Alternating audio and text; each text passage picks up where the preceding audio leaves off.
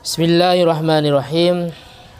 Wa'lam anna i'tibar al-urfi wal 'adati. Wa'lam, ketahuilah. Anna ya.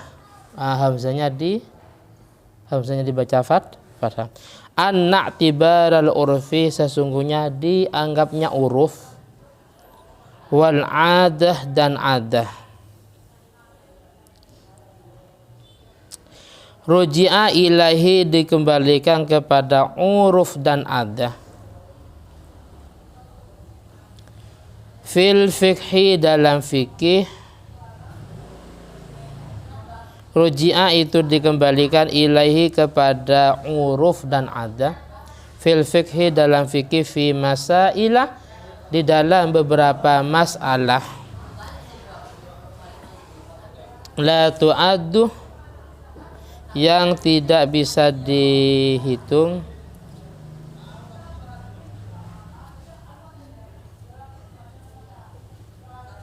Mestinya fi masailah kasiratun la tu'addu. Lala sawab gini ya, lala sawab kasiratun itu banyak, la tu'addu yang tidak bisa dihitung. Paham ya? Lala sawab katsiratun la tu'addu wa in ta'uddu ni'matallahi la tuhsuha ya.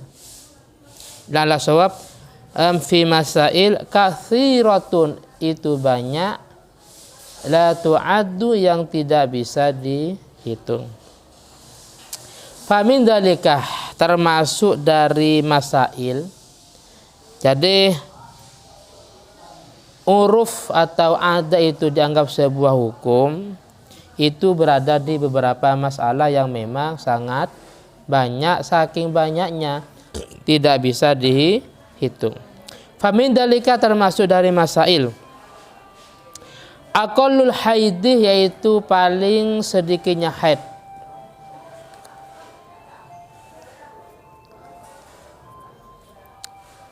Wan nifasi, dan paling sedikitnya nifas.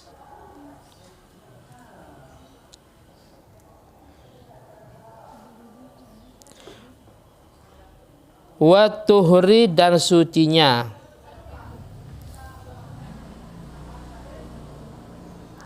Wa ghalibuha, dan kebiasaan dari haid dan nifas. Wa aksaruha, dan paling banyaknya haid dan nifas.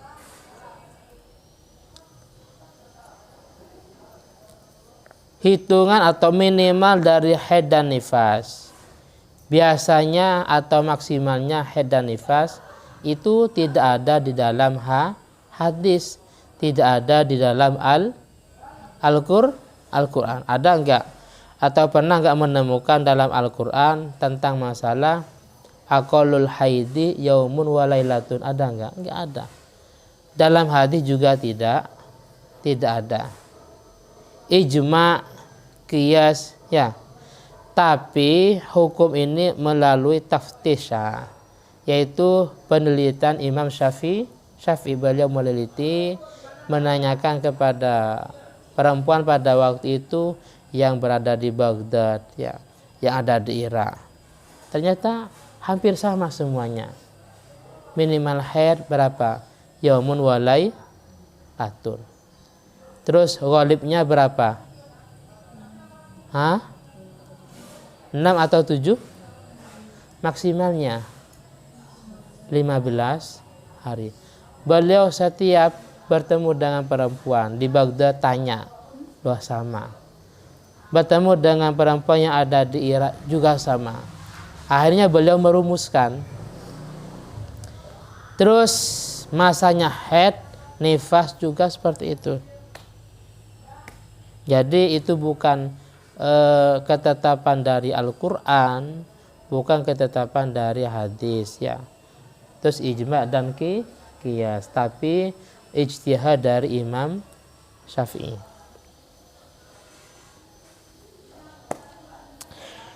Wadabitul qillati wal kathrati. Wadabitul qillah, batasan dari hukum itu sedikit, wal kasroti dan banyak. Batasan sedikit dan banyak, fit dobbati, dalam yang tadi, dalam menambal apa? Wadah, ditambal dengan emas dan ditambal dengan apa? Emas dan perak. Kalau banyak kan tidak boleh. Kalau sedikit boleh. Dan sekarang ukuran banyak dan sedikitnya ada nggak ketetapan? Ketetapan itu secara syarak nggak ada.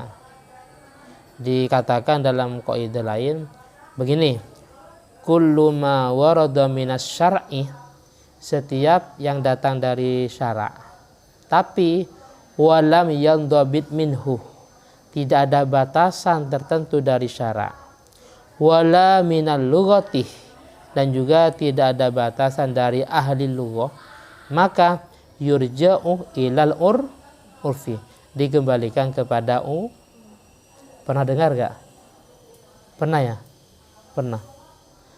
Kullu ma warada minas syar'i, setiap yang datang dari syarak, walam yandhabit minhu, tidak ada batasan dari syarak, wala minal lughati, dan juga tidak ada batasan dari ahli lughah, itu yurja'u ilal urfi, itu dikembalikan kepada uruf.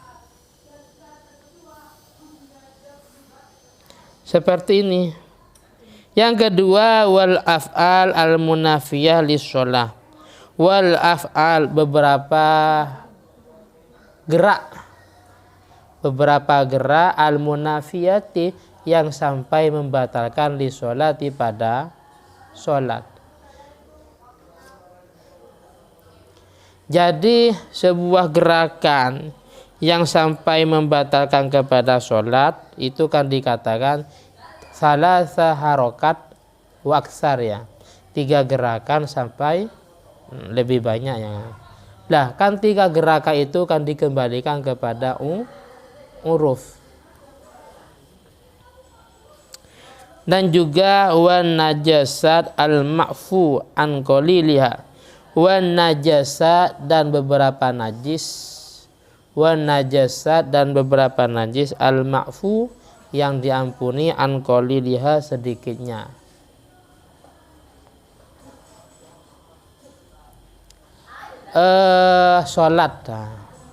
Sholat ternyata di jerawatnya ya, atau keluar nanah, atau keluar darah umpamanya. Itu kan ma'fu fi sholat, artinya apa? Tidak sampai membatalkan sholat, tapi dengan 2 syarat. Yang pertama qalil, yang kedua bi ghairi fi'lihi. Kalau kitab yang lain cuman qalil, sedikit, yang penting sedikit, berarti ma'fu. Tapi kalau dalam Fathul Mu'in ada tambahan sedikit dan bi ghairi fi'lihi, artinya keluar dengan sendirinya, bukan karena perbuatannya, bukan karena digaruk umpamanya. Lah, haddul qillati wal kasrah turja'u ilal urfi. Jadi batasan sedikit dan banyaknya itu dikembalikan kepada uruf, paham ya? Jadi ini contohnya yang al ma'fu ya kan, an najasa al ma'fu. Wal bina ala sholah fil jam'i, wal bina, apa bina maknanya? Bina ala sholah, apa artinya? Meneruskan, jangan membangun ya. Wal bina, dan meneruskan, ala sholati, atas sholat, fil jam'i, dalam sholat jamak. Dalam sholat jamak itu kan harus muwalah ya, harus apa muwalah? Muwalah adalah runtut atau terus, artinya tidak ada faslun tawil. Setelah duhur dia langsung sholat asar. Nggak boleh setelah duhur masih wiritan ya. Setelah duhur masih baca yasin, baru dia lanjut asar, nggak boleh. Lah muwala itu batasan faslun yasir atau towil itu dikembalikan kepada uruf. Kalau memang rata-rata orang menilai, lah ini masih lama ya kan, berdiam lama. Setelah duhur masih diam. Oh berarti itu namanya termasuk faslun towil. Sehingga membatalkan kepada muwala. Karena muwala termasuk syarat sahnya untuk jama', maka jamaknya batal, otomatis asarnya dikerjakan nanti pada waktu sholat asar karena sudah qat'ul muwala. Dan juga wal khutbah, dalam khutbah, wal jum'ati, dan sholat Jumat. Muwalah antara khutbah dengan sholat Jumat. Khutbah selesai masih diam lama, tidak langsung sholat, itu namanya qat'ul muwalah. Dan juga wa bainal ijab wal qabul, ini juga antara ijab dan qabul itu harus muwalah.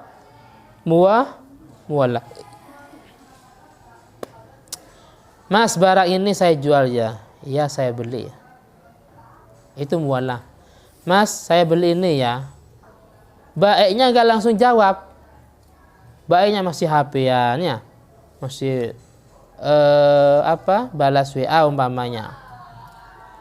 Secara uruf itu dianggap i'rad umpamanya. Setelah itu baru jawab. Baru batal. Paham ya? Atau ijab qabul dalam masalah munakahah. Walinya sudah angkahtuka wa zawwajtuka wa bimahri na'lain, bimahri sepasang sandal jepit halan kontan atau muajjalan umpamanya. Ternyata calon menantunya tidak langsung jawab qabul. Masih diam, masih wiritan umpamanya.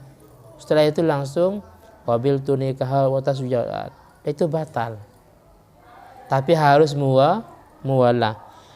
Muwala yang terdapat pada sholat jama', muwala yang terdapat pada sholat Jumat dengan khutbah, muwala dalam yang terdapat ijab qabul baik dalam masalah muamalah, munakahat, itu semuanya dikembalikan kepada uruf. Wa fi ihrazil mali al masruki, wa fi ihrazil mali, dan di dalam terjaganya harta atau tempat terjaganya harta al masruki yang dicuri, namanya hirzul misli.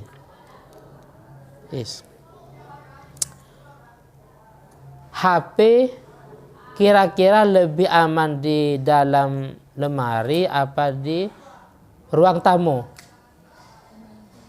Dalam lemari. Itu namanya hirzul misli.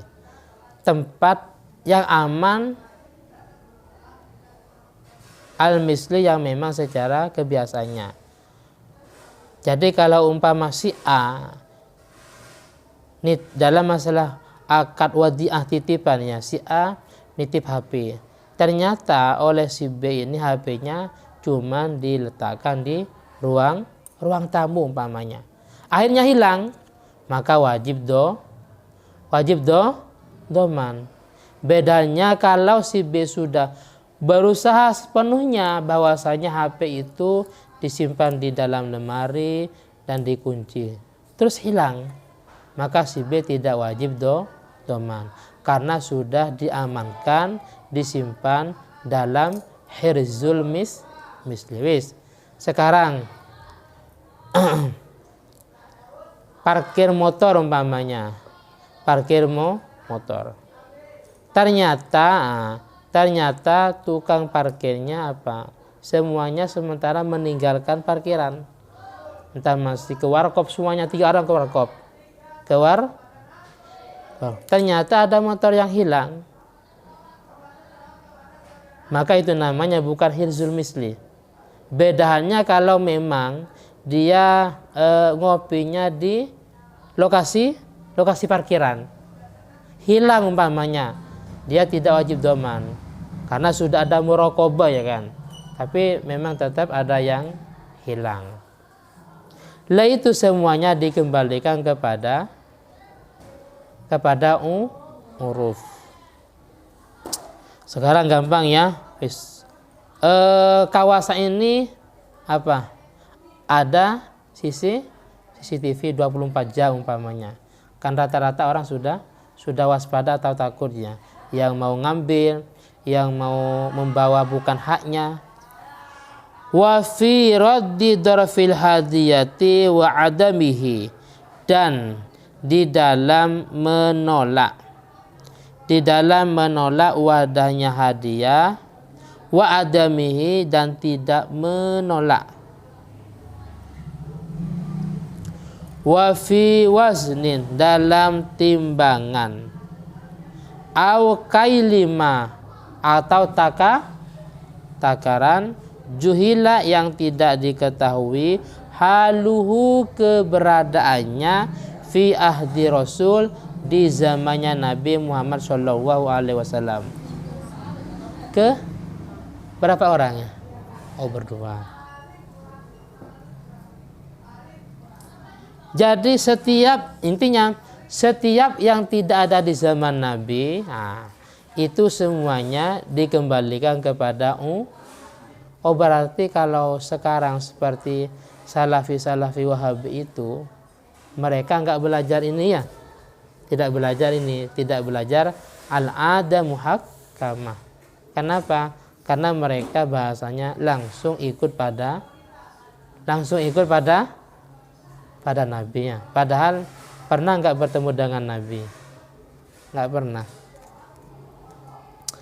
Fa innal ashaha, sesungguhnya kaul ashah, annahu yura'a, sesungguhnya yura'a itu dijaga, fihi, di dalamnya, adatu baladil bai'i, kebiasaan negara penjualan, adatu baladil bai'i, kebiasaan daerah atau negaranya penjualan. Kan begini, ada itu adatu ahli tilkal balad, itu kebiasaannya penduduk tersebut. Yang dimaksud adalah adahnya orang yang menjual, karena memang negaranya di situ. Contoh, sekarang mustarinya orang Afrika umpamanya. Ini dalam masalah ada. Mustarinya orang Afrika membeli di Indonesia. Sekarang dalam masalah iftiraq, berpisah ya kan. Dalam masalah berpisah, terus masalah khiyar majlis umpamanya, kan termasuk sudah dianggap selesai kalau memang dia sudah berpisah. Yes. Kan ada kalanya toko yang mana toko itu ada di dalam rumah, toko di pinggir jalannya. Terus ada kalanya toko yang di mal-mal. Ini cara khiyar majlisnya berbeda antara khiyar yang terdapat di toko biasa dengan yang ada di mall. Kalau memang yang ada di toko biasa itu dianggap sudah berpisah, kalau sudah keluar atau pulang, itu sudah selesai. Artinya tidak boleh untuk mengembalikan lagi. Sedangkan kalau di mal-mal itu ya kan, dianggap berpisah kalau dia an yantakila min baitin ila baitin, dia sudah pindah ke toko sebelah, itu sudah dianggap berpisah. Paham ya? Kalau yang tokonya orang kampung, dia dianggap berpisah kalau sudah keluar terus pulang. Kalau ini enggak, dia dianggap berpisah kalau sudah berpindah dari ke tempat yang lain. Artinya tidak harus keluar dari mall tersebut, karena mallnya sangat luas. Paham ya? Ternyata kebiasaan berpisah itu berbeda dengan kebiasaan di Afrika. Oh enggak, kata Afrika. Saya walaupun keluar dari mall ini umpamanya masih dianggap sebagai calon pembeli di tempat ini umpamanya. Paham ya? Maka tetap yang dimenangkan adalah adanya bae. Terus selanjutnya wa fi shaumis syakih, dan di dalam puasa hari syak. Di akhir Sya'ban. Ada yang mengatakan itu 30 Sya'ban, ada yang mengatakan sudah 1 Ramadan. Ini informasi simpang siur. Ada yang mengatakan salasin min Sya'ban, ada yang mengatakan awal min Roma. Itu namanya musyak. Liman lahu adatun, liman bagi seseorang. Lahu adatun, yang dia mempunyai kebiasaan.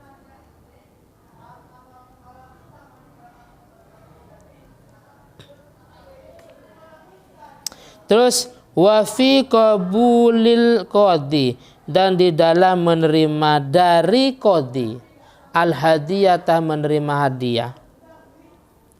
Mimman bagi seorang lahu adatun, yang memang dia mempunyai kebiasaan. Terus gini, kebiasaan ini.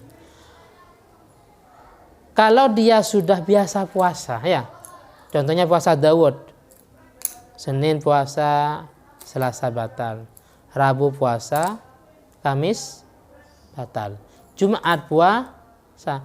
Ternyata yaum syaknya berada di hari Jumat. Walaupun yaum syak, karena dia sudah mempunyai kebiasaan puasa, maka hukumnya boleh-boleh puasa. Tapi bagi yang lain nggak boleh, karena haram berpuasa di hari tersebut ya, kecuali bagi orang yang sudah membiasakan puasa. Yang kedua, kalau kita menerima uang, menerima pemberian dari orang yang merupakan salah satu kandidat ya, salah satu calon bupati, calon kepala desa, calonnya ada 3. Ternyata kita menerima pemberian dari si A umpamanya, ini nggak boleh, tidak boleh, karena itu bisa jadi riswa apa riswa?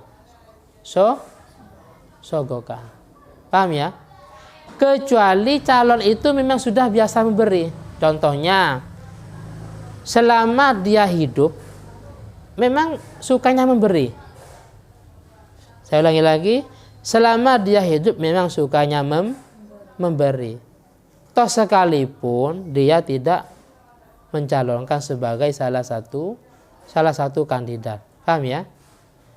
Nah, itu nggak apa-apa, karena memang dia sudah biasanya memberi.